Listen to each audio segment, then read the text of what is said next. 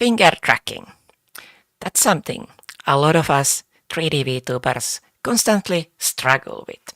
So today we're gonna look into something that might actually offer a solution for some of you at least.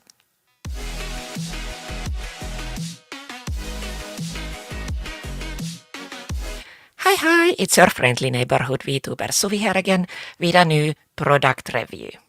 So today we're going to look into motion capture gloves from StretchSense.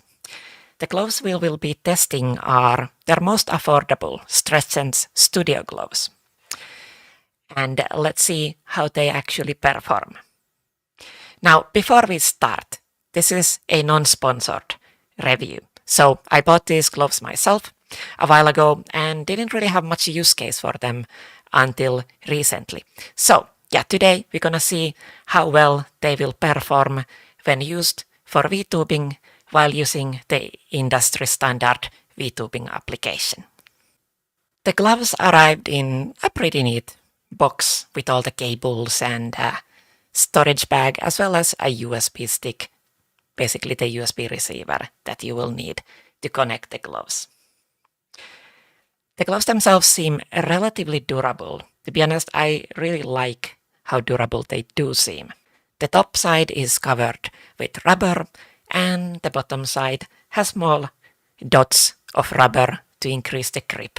And this is very good because it allows you to grab your mouse or any other objects without slipping. Putting on the gloves and taking them off didn't really feel like you might actually break them accidentally, which is also pretty good. And yeah, the gloves themselves only track the fingers, so if you do need actual hand tracking, then you need to make sure that you have a tracker that you can actually connect to the gloves. When I purchased these gloves, they only offered a Velcro connector as well as Xsense connector. But these days they seem to also offer a connector for Vive trackers and Tundra trackers. However, by default the tracker mount is not very durable. So the heavier Vive 2.0 trackers and maybe even Vive 3.0 trackers can probably pretty easily break the glove if you move your hands around a lot.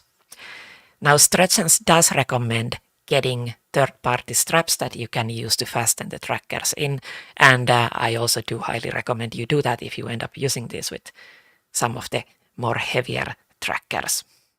Now installation of the gloves was pretty straightforward. Basically you just need to install their hand engine software, connect the USB receiver, then power on the gloves and you're pretty much good to go. And for me at least everything worked without any hassle. The only thing I would say that was a bit annoying is that you need to calibrate each hand individually instead of being able to calibrate them at the same time. I hope they will address this in the future because yeah, I'm sure they could do that. Now, especially during like an extended stream, several hours, you may end up having to recalibrate your hands more than a couple times. So if you have to do each hand individually, it can get quite frustrating after a while. For testing the gloves in actual VTubing, today I will be using VNyan since it is definitely the easiest and best suited for using these gloves. It is also the industry standard for 3D VTubers. Now basically usage of the gloves is super simple. All you really need to do in the hand engine is to go to the settings, and then when you have the settings open, you simply need to click on the VMC streaming. After that, just copy the VMC port number. And that's all you need to really do in the hand engine. In VNyan, setting things up will be relatively simple. First, you should set up, of course, your usual VR tracking or whatever you use to track yourself. You can probably do this either with VNyan's own VR tracking or you can do it with a third-party tracking. Now, you will need to first figure out what is going to be your next free VMC receiver port. If you are using some third-party tracking, then it's probably number 2. In my case, it's going to be number 3. So I basically just pasted the port number from hand engine here, And then we basically set all the track values to 0 except track right fingers and track left fingers. After that, the light will turn green and we have finger tracking working without any hassle. So, in conclusion, these gloves do perform relatively well. While the tracking quality may not quite reach the same level as 𝐒𝐿𝐂𝐻's gloves, I would still say that it is very good for the price of these gloves. The durability, most importantly, of these gloves does seem highly superior to any other tracking gloves that I've tried so far. And at least to me personally, that is an important part. I cannot have my hardware randomly break just before I'm going to go live on a stream and then not have the tracking gear operational.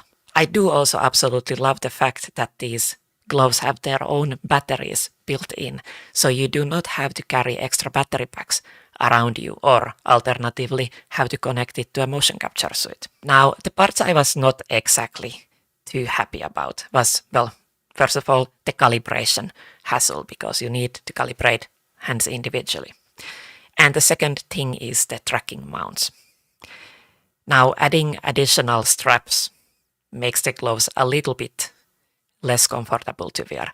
So I hope in the future, if they do renew gloves, they will actually take into account a slightly better mount for Tundra trackers. But all in all, I would highly recommend these trackers to pretty much every VTuber who doesn't want to use, for example, index controllers during their VR tracking streams.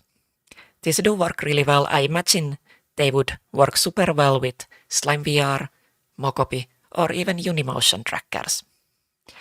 And especially if you're a VNyan user, these gloves will be super easy for you to set up. They will basically work out of the box. So highly recommended. Anyway, cuties, see you next time. Bye bye.